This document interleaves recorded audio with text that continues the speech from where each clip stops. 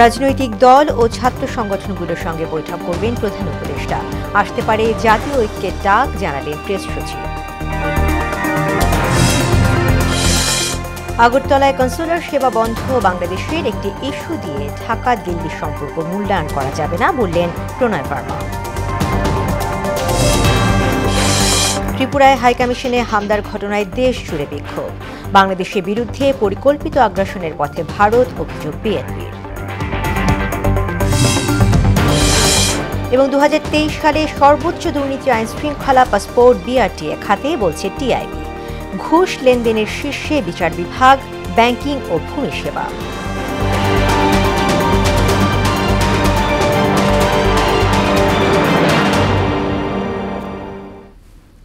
আসসালামু আলাইকুম, মোহনা সংবাদে সবাইকে স্বাগত। শুনছিলেন শিরোনাম, সঙ্গে আছি তাসমিয়া জেরিন। এবারে বিস্তারিত। দেশের সার্বিক পরিস্থিতিতে রাজনৈতিক দল, ছাত্র সমাজ ও ধর্মীয় নেতাদের সঙ্গে বৈঠক করবেন অন্তর্বর্তী সরকারের প্রধান উপদেষ্টা doctor Mohammad Yunus. Foreign service একাডেমিতে এক সংবাদ সম্মেলনে এ তথ্য জানান তার প্রেস সচিব শফিকুল আলম। সন্ধ্যায় বৈষম্য বিরোধী আন্দোলনের সমন্বয়ক সহ অন্য ছাত্র সংগঠনের সঙ্গে বৈঠকে বসেছেন ডক্টর মোহাম্মদ ইউনূস। বুধবার বিকেলে রাজনৈতিক দল এবং বৃহস্পতিবার বৈঠক করবেন ধর্মীয় সম্প্রদায়ের নেতাদের সঙ্গে।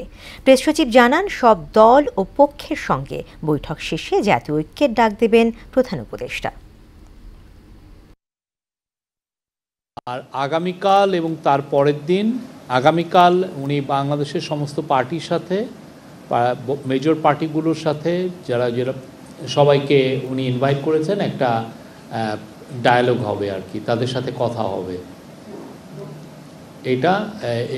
এবং পরের দিন যে উনি রিলিজিয়াস যারা গ্রুপ আছেন তাদেরকে উনি একটা ডায়ালগে আহ্বান করেছেন, তাদের সাথে উনি বসবেন। এবং এই পুরোটার এই দুইটা মিটিংয়ের উদ্দেশ্য হচ্ছে যে ন্যাশনাল ইউনিটি, উনি ন্যাশনাল ইউনিটির ডাক দিবেন। দিনভর উৎকণ্ঠায় কাটলেও শেষ পর্যন্ত ঘেরাও হয়নি ঢাকার ভারতীয় হাইকমিশন। অনাকাঙ্ক্ষিত ঘটনা এড়াতে পুরো কূটনীতিক পাড়াতেই নেওয়া হয় কঠোর নিরাপত্তা ব্যবস্থা। এদিকে সাধারণ মানুষের মতে ত্রিপুরার ঘটনার বিপরীতে বাংলাদেশের উচিত কৌশলী হওয়া।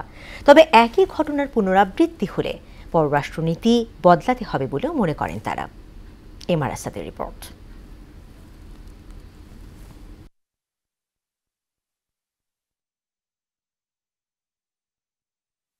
মঙ্গলবার দুপুরের পর থেকেই বৃদ্ধি করা হয় রাজধানীর গুলশানের ভারতীয় হাইকমিশন এলাকার নিরাপত্তা ব্যবস্থা। পুলিশের পাশাপাশি মোতায়েন করা হয় কোস্টগার্ড ও সেনা সদস্য। ত্রিপুরায় বাংলাদেশ সহকারী হাইকমিশনে হামলার ঘটনায় নিন্দা জানিয়ে সরকারকে সহনশীলতার সঙ্গে পরিস্থিতি মোকাবিলার আহ্বান জানান আমজনতা। হায়ার স্টাডিজের জন্য বাহিরে যখন পড়তে যাব, তখন আমরা কিভাবে আসলে নিজেকে সেফ ফিল করব যে ওখানে হচ্ছে তারা, আমরা বাংলাদেশের নাগরিক বা আমরা মুসলমান হিসেবে তারা আমাদেরকে মানে ভালোভাবে ট্রিট করবে নাকি খারাপভাবে ট্রিট করবে। দুই পক্ষ বসে আলোচনার সাপেক্ষে বিষয়টাকে সুষ্ঠুভাবে সমাধান করা উচিত। তবে ত্রিপুরার ঘটনার ধারাবাহিকতা অব্যাহত থাকলে বাংলাদেশকেও পাল্টা জবাব দেওয়ার পরামর্শ দেন তারা। আমাদের সাবেক প্রধানমন্ত্রী আজ ওইখানে বসে বসে এটার সব কল কাঠোরা লড়াচ্ছে কিভাবে আমরা শান্তিতে না থাকতে পারি। আমি যখন দেশ ছেড়ে চলে গেছি তখন বাংলার মানুষকে আমি এই দেশে শান্তিতে থাকতে দিব না, তার প্রবণতা হলো। ভারতে কাজ করতেছে, তারা যে সমস্যার সম্মুখীন হয়েছে বা আঘাতপ্রাপ্ত হয়েছে, সেই সেম জিনিসটা যদি এখানে যারা ভারতের আছে সেই সেম জিনিসটা যদি আমরা তাদের সাথে ঘটাইতাম তাহলে তাদের কীরকম ফিল হইতো। এই বাংলাদেশ এখন ছাত্র জনতা বাংলাদেশ, এই বাংলাদেশ কোনো দিল্লির গোলামে বাংলাদেশ না। এটা তার মোদী সরকারের দেশ না, এটা বাংলাদেশ স্বাধীন দেশ। পলাতক স্বৈরাচার শেখ হাসিনাকে আশ্রয় দেয়া, বাংলাদেশের অভ্যন্তরীণ বিষয়ে একের পর এক অযাচিত হস্তক্ষেপের পর এবার ত্রিপুরার ঘটনা ভারতের সঙ্গে দেশের সম্পর্ককে গভীর সংকটের দিকে নিয়ে যাচ্ছে বলেও মত দেন অনেকে। এখানে একটা মহল হয়তো বা করতেছে, তাদের সাথে আমাদের সাথে বন্ধুত্বটা আসলে সবাই তো ভালো চোখে দেখে না। এমআর আসাদ, মোহনা সংবাদ, ঢাকা। একটি বিষয়কে কেন্দ্র করেই দুই দেশের সম্পর্ক আটকে থাকতে পারে না। বাংলাদেশের সঙ্গে ইতিবাচক গঠনমূলক সম্পর্ক নির্মাণ করতে চায় ভারত, জানিয়েছেন ঢাকায় নিযুক্ত ভারতীয় হাইকমিশনার প্রণয় ভার্মা। আগরতলায় হাইকমিশনে হামলার ঘটনায় প্রণয় ভার্মাকে পররাষ্ট্র মন্ত্রণালয়ে তলব করা হলে সেখানে হাজির হয়ে তিনি এসব কথা বলেন। এদিকে নিরাপত্তার স্বার্থে আগরতলায় কনসুলার সেবা বন্ধ করে দিয়েছে বাংলাদেশ। এস ইউ সেলিমের প্রতিবেদন। সংখ্যালঘু নির্যাতন ইস্যুতে ভারতের আগরতলায় বাংলাদেশের সহকারী হাই কমিশনে 2 ডিসেম্বর দুপুরে হামলা চালায় একদল দুর্বৃত্ত। এ সময় সেখানে বাংলাদেশের জাতীয় পতাকা টেনে হিঁচড়ে ছিঁড়ে ফেলা হয়। হিন্দু সংঘর্ষ সমিতি নামের একটি সংগঠনের সমর্থকরা এ হামলা চালান বলে জানা গেছে। এ ঘটনায় মঙ্গলবার বিকেলে দেশটির হাইকমিশনার প্রণয় ভার্মাকে পররাষ্ট্র মন্ত্রণালয়ে জরুরি তলব করা হলে সেখানে হাজির হন তিনি। পরে বিষয়টি নিয়ে ভারপ্রাপ্ত পররাষ্ট্র সচিব রিয়াজ হামিদুল্লাহর সঙ্গে কথা হয় প্রণয় ভার্মার। বৈঠক শেষে সাংবাদিকদের প্রশ্নের জবাবে ভারতীয় হাইকমিশনার জানান, সব ভুলে বাংলাদেশের সাথে ইতিবাচক সম্পর্ক গড়তে আগ্রহী Bharat. Maintained a lot of positive momentum in the relationship. We are willing to engage with the interim government of Bangladesh, and we remain interested in working with the government of Bangladesh to fulfill our shared aspirations for peace, security and development. এদিকে সহকারী হাইকমিশনে হামলার তীব্র প্রতিবাদ জানিয়েছে বাংলাদেশ। নিরাপত্তার স্বার্থে পরবর্তী নির্দেশনা না দেওয়া পর্যন্ত আগরতলাতে ভিসা ও কনসুলার সেবা কার্যক্রম বন্ধ থাকবে বলে জানানো হয়। ইউ সেলিম, মোহনা সংবাদ, ঢাকা। বাংলাদেশের স্থিতিশীলতা সহ্য করতে না পেরে ভারত ষড়যন্ত্র শুরু করেছে এমন অভিযোগ করেছে জাতীয় নাগরিক কমিটি। বিকেলে শাহবাগে এক বিক্ষোভ সমাবেশে তারাই অভিযোগ করেন। এদিকে ভারত নিরাপত্তা দিতে ব্যর্থ হলে কূটনীতিকদের দেশে ফিরিয়ে আনার দাবি জানিয়েছে ইসলামী আন্দোলন। তানভীর নেওয়াজের খানের প্রতিবেদন, জানাচ্ছেন তানজিদ ভুঁইয়া। ভারতের ত্রিপুরা রাজ্যের আগরতলায় বাংলাদেশ হাইকমিশনে হামলার প্রতিবাদে জাতীয় নাগরিক কমিটির এই বিক্ষোভ সমাবেশ। রাজধানীর শাহবাগে জাতীয় জাদুঘরের সামনে এই কর্মসূচি থেকে ভারতের আধিপত্য রুখে দেওয়ার ঘোষণা দেন বক্তারা। বলেন, বাংলাদেশ নিয়ে নতুন ষড়যন্ত্র শুরু করেছে ভারত। দেশের সীমানার মধ্যে ভারতীয় আগ্রাসন সহ্য করা হবে না বলেও সাফ জানান বক্তারা। নতুন বাংলাদেশের সাথে সমানভাবে সমান মর্যাদার ভিত্তিতে এগিয়ে আসুন। আমরা এখনো প্রস্তুত আপনাদের সাথে বন্ধুত্বের এবং একতার হাত নিয়ে এগিয়ে যেতে। এদিকে একই দাবিতে জাতীয় মসজিদ বাইতুল মুকাররমের উত্তর গেটে বিক্ষোভ পূর্ব সমাবেশ করে ইসলামী আন্দোলন বাংলাদেশ। এ সময় দলটির নেতারা ভারত সরকার হাই কমিশনের নিরাপত্তা দিতে ব্যর্থ হলে সকল কূটনীতিককে দেশে ফিরিয়ে আনার দাবি জানান। বাংলাদেশের হাই কমিশনকে নিরাপত্তা দিতে ব্যর্থ হয় তাহলে ভারতে বাংলাদেশের কোন মিশন থাকার প্রয়োজন নেই। আমরা স্পষ্ট ভাষায় বলে দিতে চাই, বাংলাদেশের সাম্প্রদায়িক সম্প্রীতি ঐতিহাসিকভাবে স্বীকৃত। এদিকে একই দাবিতে জাতীয় প্রেসক্লাবের সামনে বিক্ষোভ সমাবেশ করেছে বৈষম্য বিরোধী কর্মচারী ঐক্য ফোরাম। এ সময় ভারতীয় আগ্রাসন কোনোভাবেই মেনে নেওয়া হবে না বলে জানান বক্তারা।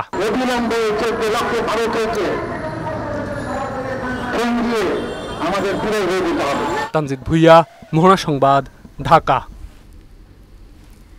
ত্রিপুরায় বাংলাদেশের সহকারী হাইকমিশনে হামলা ভাঙচুরের প্রতিবাদে বিভিন্ন জেলায় বিক্ষোভ মিছিল ও সমাবেশ হয়েছে। বক্তারা এ সময় বাংলাদেশ বিরোধী প্রচারের বিরুদ্ধে ভারতকে ব্যবস্থা নেওয়ার দাবি জানান। যে কোনো ষড়যন্ত্র রুখে দিতে ছাত্র জনতা প্রস্তুত বলেও হুঁশিয়ারি উচ্চারণ করেন বিভিন্ন দলমতের মানুষ। বিস্তারিত জানাচ্ছেন আফরিন পপি। ভারতের আগরতলায় বাংলাদেশ সহকারী হাইকমিশনের সামনে বিক্ষোভ ও ভাঙচুরের ঘটনায় খুলনায় বিক্ষোভ মিছিল ও সমাবেশ করেছে বিএনপি। এ সময় হাইকমিশনে ভাঙচুরের প্রতিকার ও বাংলাদেশ বিরোধী প্রচারের বিরুদ্ধে ভারতকে ব্যবস্থা নেওয়ার দাবি জানান বক্তারা।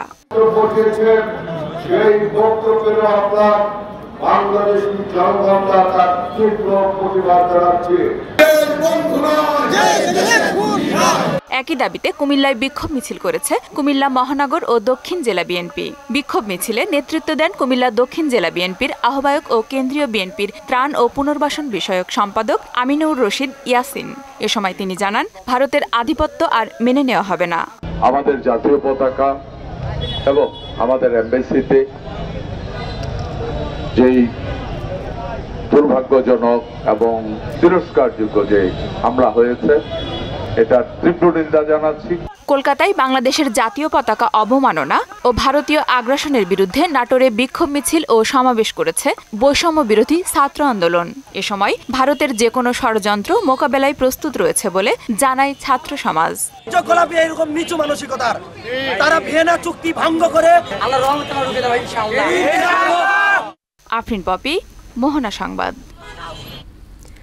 সংখ্যালঘু ইস্যুতে ভারত বাংলাদেশের বিরুদ্ধে পরিকল্পিত আগ্রাসনের পথে হাঁটছে বলে অভিযোগ করেছেন বিএনপির সিনিয়র যুগ্ম মহাসচিব রুহুল কবির রিজভী। তাদের সব ষড়যন্ত্র দেশের মানুষ রুখে দেবে বলেও হুঁশিয়ারি দেন তিনি। রাজধানীতে এক মিছিল পূর্ব সমাবেশে এই হুঁশিয়ারি দেন রিজভী। আরও জানাচ্ছেন হুমায়ুন কবির। ভারতের আগ্রাসন ও আধিপত্যের বিরুদ্ধে বিক্ষোভ মিছিল করেছে বিএনপি। নয়াপল্টনে বিএনপির কেন্দ্রীয় কার্যালয়ের সামনে থেকে দলটির সিনিয়র যুগ্ম মহাসচিব রুহুল কবির রিজভীর নেতৃত্বে একটি বিক্ষোভ মিছিল বের করা হয়। মিছিলটি নাইটেঙ্গেল হয়ে রাজধানীর বিভিন্ন সড়ক প্রদক্ষিণ করে।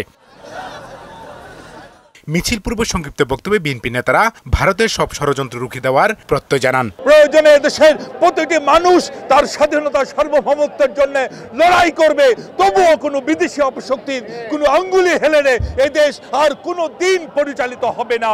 এর আগে নয়াপল্টনে বিএনপির কেন্দ্রীয় কার্যালয়ে এক সংবাদ সম্মেলনে রিজভী অভিযোগ করেন, ভারত পরিকল্পিতভাবে বাংলাদেশকে অস্থিতিশীল করার চেষ্টা করছে। বিজেপির প্রত্যক্ষ মদদে উস্কানিতে বাংলাদেশে অস্থিরতা সৃষ্টির অপচেষ্টা চালাচ্ছে। তারা বাংলাদেশের সাম্প্রদায়িকতার এক সর্বগ্রাসী আগুনের উত্তাপে সবকিছু ছাই করে মানুষ, সংস্কৃতি, সভ্যতা ধ্বংস করে সুদূর প্রসারী আগ্রাসন সম্পন্ন করতে চায়, যেটা কখনোই সম্ভব নয়। ভারতের বিভিন্ন রাজ্যে সংখ্যালঘুদের উপর নির্যাতনের অভিযোগ তদন্ত করতে আন্তর্জাতিক মানবাধিকার সংস্থাগুলোর প্রতি দাবি জানান রিজভী। ভারত সংখ্যালঘু নির্যাতন রাষ্ট্রীয়ভাবে সম্পন্ন করতে অভ্যস্ত। তারা বাংলাদেশের সংখ্যালঘু নির্যাতনের কাল্পনিক অভিযোগ তুলছে। আমরা আন্তর্জাতিক মানবাধিকার সংগঠনগুলোর প্রতি আহ্বান জানাই, ভারতের যে রাজ্যগুলোতে সংখ্যালঘুদের উপর নির্যাতন হচ্ছে তার তদন্ত করুন। হুমায়ুন কবির, মোহনা সংবাদ, ঢাকা। নিষ্ঠার সঙ্গে স্বাধীনতা ও সার্বভৌমত্ব রক্ষার দায়িত্ব পালনে সেনা সদস্যদের নির্দেশ দিয়েছেন বাহিনী প্রধান জেনারেল ওয়াকারুজ্জামান। চট্টগ্রামে বাংলাদেশ মিলিটারি একাডেমির স্পেশাল কোর্স অফিসার ক্যাডেটদের কমিশন প্রাপ্তি উপলক্ষে আয়োজিত অনুষ্ঠানে বক্তব্য দেন তিনি। যে কোনো চ্যালেঞ্জ মোকাবেলায় সেনাবাহিনীকে প্রস্তুত থাকার আহ্বানও জানান জেনারেল ওয়াকারুজ্জামান। তোমাদের কাছে আমার প্রত্যাশা এই যে নেতৃত্বের সর্বোচ্চ গুণাবলী যেমন সততা, সত্যবাদিতা, কর্তব্যনিষ্ঠা ও কঠোর পরিশ্রম দ্বারা সেনাবাহিনীর উপরে অর্পিত সকল দায়িত্ব তোমরা আন্তরিকতার সাথে পালন করবে। তোমাদেরকে যে কোনো ধরনের চ্যালেঞ্জের গ্রহণের জন্য সবসময় প্রস্তুত থাকতে হবে, সামরিক চেতনা মূল্যবোধকে সমুন্নত রাখতে এবং যে কোনো সিদ্ধান্ত গ্রহণের ক্ষেত্রে দেশপ্রেমকে সর্বোচ্চ গুরুত্ব দিতে হবে। পাসপোর্ট, বিআরটিএ এবং আইন শৃঙ্খলাকে সর্বোচ্চ দুর্নীতিগ্রস্ত খাত হিসেবে চিহ্নিত করেছে ট্রান্সপারেন্সি ইন্টারন্যাশনাল বাংলাদেশ টিআইবি। সেবা খাতে দুর্নীতি জাতীয় খানা জরিপের প্রতিবেদনে সংস্থার নির্বাহী পরিচালক ইফতেখারুজ্জামান বলেন, গেল বছরের ঘুষের পরিমাণ জাতীয় বাজেটের প্রায় 1.43%। ঘুষ সংস্কৃতি বন্ধে সুশাসন ও জবাবদিহি নিশ্চিত করার তাগিদ দেন তিনি। মনিরুল ইসলামের প্রতিবেদন। সেবা খাতে দুর্নীতি নিয়ে টিআইবির জাতীয় খানা জরিপ বলছে, সরকারি সেবা নিতে 71% পরিবারকেই দিতে হচ্ছে উৎকোচ। কারণ হিসেবে 77% পরিবার বলছেন ঘুষ ছাড়া মেলে না সেবা। আর ঝামেলা এড়াতে 45% খানা অনিয়মের বিরুদ্ধে অভিযোগ করেন না, আর জানা না থাকায় অভিযোগ দেন না প্রায় 30%। সার্বিকভাবে 70.9% খানা সেবা নিতে গিয়ে কোনো না কোনো দুর্নীতি বা অনিয়মের শিকার হয়েছে। টিআইবির জরিপ বলছে 2023 সালে সরকারি সেবায় অনিয়মের শীর্ষে আছে পাসপোর্ট খাত, এরপরই বিআরটিএ আর তৃতীয় স্থানে আইন শৃঙ্খলা সংস্থা। পর্যায়ক্রমে বিচারিক, ভূমি, স্বাস্থ্য, স্থানীয় সরকার, জাতীয় পরিচয়পত্র সহ আরও 18 খাতকে চিহ্নিত করেছে সংস্থাটি। এই খাতগুলো সবচেয়ে বেশি দুর্নীতিগ্রস্ত, তার মধ্যে আছে পাসপোর্ট, অবশ্যই ধারাবাহিকভাবে সেটা হয়ে আসছে, একই সাথে বিআরটিএ এবং আইন শৃঙ্খলা রক্ষাকারী বাহিনী। আর্থিক মানদণ্ডে গেল বছরে ঘুষের পরিমাণ ছিল 10,902 কোটি টাকা, এর পরিমাণ 3,595,000 কোটি টাকা। আর গেল 15 বছরে 18টি সেবা খাতে প্রাক্কলিত ঘুষের পরিমাণ 1,46,252 কোটি টাকা। হিসেব বলছে এ পরিমাণ টাকা দিয়ে অন্তত 6টি পদ্মা সেতু তৈরি করা যেত। 10.4% খানা বলেছে সরকারি জনবলের সম্পদের হিসাব প্রকাশ না করা দুর্নীতি সংগঠিত হওয়ার অন্যতম কারণ। টিআইবি নির্বাহী পরিচালক ইফতেখারুজ্জামান বলেন, দুর্নীতিবাজরা সমাজে প্রতিষ্ঠিত বলেই তাদেরকেই ধর্মীয় প্রতিষ্ঠানের সভাপতি করা হয়। মানুষ কিন্তু দুর্নীতিবাজদেরকে আগের মতো আর ঘৃণা করে না, বা যে এক ধরনের সম্ভাবনা আছে দুর্নীতিবাজকে সামাজিকভাবে প্রতিহত করা, সেটাও কিন্তু নয়। দুর্নীতিবাজদেরকে আর প্রধান অতিথি, বিশেষ অতিথি করা হয়। অনেক প্রতিষ্ঠানে, ধর্মীয় প্রতিষ্ঠানে সভাপতি করা হয়, নির্বাচিত হয়। দুদককে অকার্যকর ও ব্যর্থ প্রতিষ্ঠানে রূপান্তর করা হয়েছিল জানিয়ে ইফতেখারুজ্জামান বলেন, রক্ষকরাই ভক্ষকের দায়িত্ব পালন করেছেন। পৃথিবীর সবাই জানে মোটামুটি বাংলাদেশে দুদক অকার্যকর, এবং সেটা নিয়ে সংস্কার যে ক্ষেত্রগুলো, তার মধ্যে সবচেয়ে প্রাধান্য যে ক্ষেত্রগুলো বা প্রতিষ্ঠান, সেটি দুদক হিসাবে চিহ্নিত হয়েছে। এটা যেহেতু অকার্যকর, সেই কারণে দেশে সুশাসন ও জবাবদিহিতা নিশ্চিত না হলে ঘুষ সংস্কৃতি বন্ধ হবে না বলেও মন্তব্য করেন টিআইবি নির্বাহী পরিচালক। দুর্নীতি যারা করেন তাদেরকে জবাবদিহিতা আনতে হবে, নজরদারি বাড়াতে হবে, তাহলেই দুর্নীতি নিয়ন্ত্রণ করা যাবে। মনিরুল ইসলাম, মোহনা সংবাদ, ঢাকা। প্রতিবন্ধীদের মূল ধারায় যুক্ত করতে বাংলাদেশ এখনও অনেক পিছিয়ে রয়েছে বলে মন্তব্য করেছেন সংশ্লিষ্টরা। তাদের শিক্ষা, চিকিৎসা, প্রশিক্ষণের জন্য যেমন লোকবলের সংকট, তেমনি রয়েছে নানা প্রতিবন্ধকতা। সমাজসেবা অধিদপ্তরের এক জরিপে সবশেষ তথ্য মতে বর্তমানে বাংলাদেশের প্রতিবন্ধী মানুষের সংখ্যা প্রায় ৩৬ লাখ। আরও জানাচ্ছেন তানজিদ ভুইয়া। আনমনেই নিজের খেয়াল খুশি মতো খেলছে, কেউ বা ঘুমুচ্ছে, আর জানা অজানা নানা বিষয় নিয়ে পড়াশোনা করছে শিশুরা। চিত্রটি রাজধানীর ধানমন্ডির একটি বেসরকারি স্কুলের। আলতু নরম হাতে আগামীর স্বপ্ন বুনছেন শিশুরা, যেখানে চলছে শিক্ষা এবং স্বাভাবিক জীবনের সঙ্গে খাপ খাইয়ে নেয়ার চেষ্টা। বিশেষভাবে পারদর্শী এসব শিশুদের প্রতিবন্ধী বলতে চান না অভিভাবকরা। স্কুল টিমের কাজে ওর অনেক হেল্প হয়েছে, প্লাস এখনো 2 দিন কাজগুলো নিজের কাজ নিজে করতে পারে। এখানে যেহেতু একটা ভালো পরিবেশে আছে, ওটি এসএলটি সবই পাচ্ছে, তো মোটামুটি একটা ভালো অবস্থানেই আছে। বিশেষ চাহিদা সম্পন্ন শিশুদের সম্ভাবনাকে কাজে লাগিয়ে সমাজের মূল ধারায় অন্তর্ভুক্ত করার পরামর্শ শিক্ষকদের। প্রথম দিকে যারা আসে তাদের এই ট্রেনিংয়ের মাধ্যমে হয়তো অনেকটা ডেভেলপ হয়। তার সাথে যে আমরা কমিউনিকেশন বিল্ড আপ করব, সেটাই হচ্ছে প্রসেসটা। লিটল রক্স আছে, তাদেরকে সুন্দরভাবে এগিয়ে নেওয়ার জন্য সেই পথটাকে সুগম করে দিয়ে বাবা মাকে পাশে থাকা। যে কাজগুলো নিয়ে আপনারা কাজ করেছেন, এখানেও কিন্তু ওই ধারাবাহিকতা বজায় রেখে আমরা কিন্তু ওদেরকে একটা করে রিপোর্ট দিচ্ছি। সে অ্যাটলিস্ট সমাজের বোঝা হিসেবে পরিচিত হবে না, সে নিজে ইন্ডিপেন্ডেন্টলি চলতে পারবে। এ ধরনের শিশুদের কিভাবে মূল স্রোতে নেওয়া যায় সেই পরিকল্পনার কথা জানালেন কিডি রক্সের অধ্যক্ষ।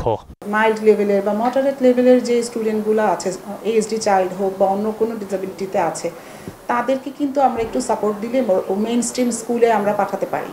জানান নানা প্রতিবন্ধকতা পেছনে ফেলে মানসম্মত শিক্ষার নিশ্চয়তার কথাও। 3 বছরেই ওর যে কথা কম বলছে বা তার ডেভেলপমেন্টাল ডিলে, অন্য বাচ্চাদের মতো সে স্বাভাবিক আচরণ করছে না, ওই সময়গুলোতে যদি আমরা এই বাচ্চাটাকে নিয়ে ইন্টারভেনশন দিতে পারি, তখন কিন্তু বাচ্চাটা সেখান থেকে বের হয়ে আসবে। সমাজ এবং রাষ্ট্রের সহযোগিতা পেলে বিশেষ চাহিদা সম্পন্ন শিশুরাও হয়ে উঠবে দেশের সম্পদ। গভর্নমেন্টের উচিত এই ধরনের পার্সনদেরকে খুঁজে বের করা, প্রতিষ্ঠানগুলোকে আইডেন্টিফাই করা, কারা আসলে প্রপারভাবে কাজ করছে। পরিষদের মতো কিছু করা হয়, যারা হচ্ছে ওখান থেকে একটা পলিসি মেকিংয়ে ওরা অবদান রাখবে। তানজিদ ভুইয়া, মোহনা সংবাদ, ঢাকা। ঘরে বসেই বিকাশ অ্যাপ থেকে IDLC finance, mutual trust bank, Dhaka bank, city bank ও ব্র্যাক ব্যাংকের সাপ্তাহিক ও মাসিক জিপিএস খুলেছেন 32 লাখের বেশি গ্রাহক।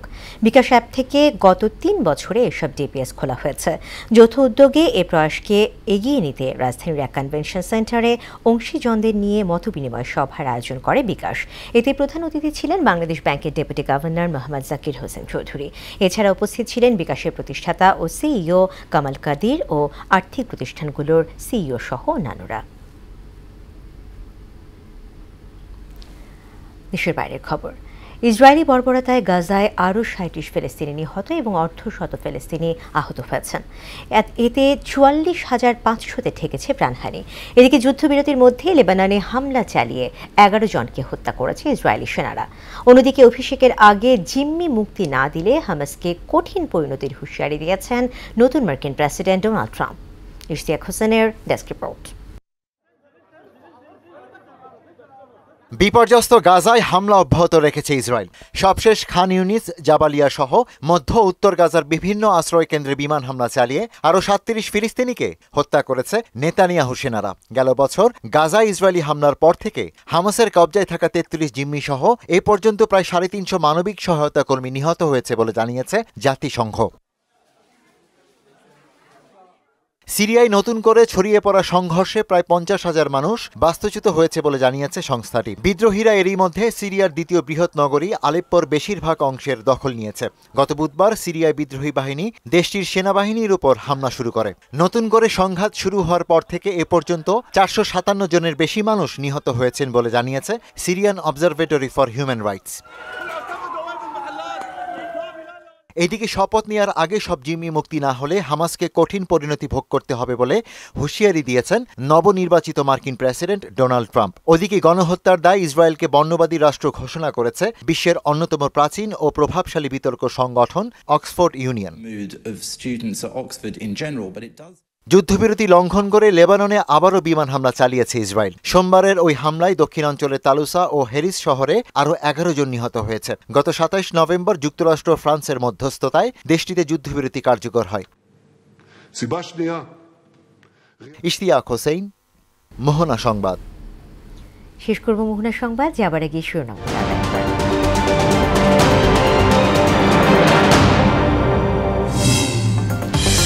রাজনৈতিক দল ও ছাত্র সংগঠনগুলোর সঙ্গে বৈঠক করবেন প্রধান উপদেষ্টা। আসতে পারে জাতীয় ঐক্যের ডাক, জানালেন প্রেস সচিব। আগরতলায় কনসুলার সেবা বন্ধ বাংলাদেশের। একটি ইস্যু দিয়ে ঢাকা দিল্লি সম্পর্ক মূল্যায়ন করা যাবে না, বললেন প্রণয় বর্মা। ত্রিপুরায় হাইকমিশনে হামলার ঘটনায় দেশ জুড়ে বিক্ষোভ। বাংলাদেশের বিরুদ্ধে পরিকল্পিত আগ্রাসনের পথে ভারত, অভিযোগ বিএনপির। এবং 2023 সালে সর্বোচ্চ দুর্নীতি আইন শৃঙ্খলা, পাসপোর্ট, বিআরটিএ খাতে, বলছে টিআইবি। ঘুষ লেনদেনের শীর্ষে বিচার বিভাগ, ব্যাংকিং ও ভূমি সেবা।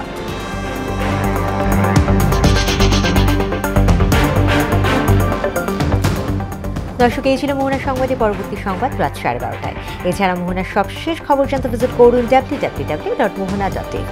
সংবাদ দেখতে পারেন আমাদের ফেসবুক পেজ ও ইউটিউবেও। এতক্ষণ সঙ্গে থাকার জন্য ধন্যবাদ।